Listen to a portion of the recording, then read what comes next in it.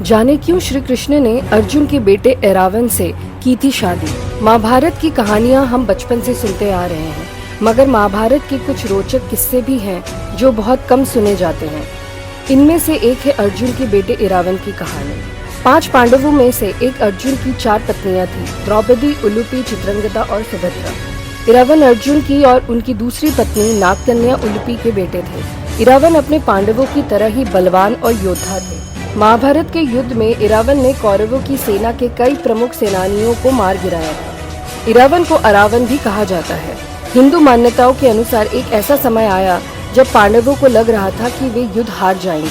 तब नरबलि की बात हुई। कहा गया कि अगर किसी राजपुत्र की बलि दी जाए तो पांडव ये युद्ध जीत जाएंगे। तब ये सवाल उठा कि आखिर खुद की बलि कौन देगा। कहा जाता है कि अर्जुन के पुत्र ऐरावन उस समय आगे आए और उन्होंने खुद की बलि देने की इच्छा जताई।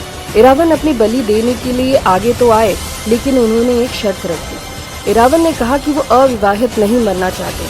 तब फिर सवाल उठा कि इस समय ऐरावन से अपनी लड़की की शादी कौन कराएगा।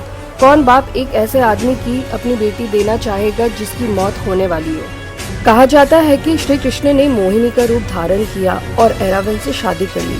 फिर अगले दिन जब ऐरावन की मृत्यु हुई तो मोहिनी रहकर ही खूब विलाप किया। इसके बाद वे फिर से अपने पुरुष रूप में आ गए। दक्षिण भारत में कई जगहों पर किन्नर ऐरावन की पूजा करते हैं। तमिलनाडु के वेलुपुरम जिले में ऐरावन का मंदिर भी बना हुआ है। किन्नर साल में एक बार ऐरावन से विवाह करते हैं। अगले दिन अपने मंगलसूत्र, चूड़ियां समेत अन्य गहने तोड़कर ऐरावन की मौत का विलाप करते हैं।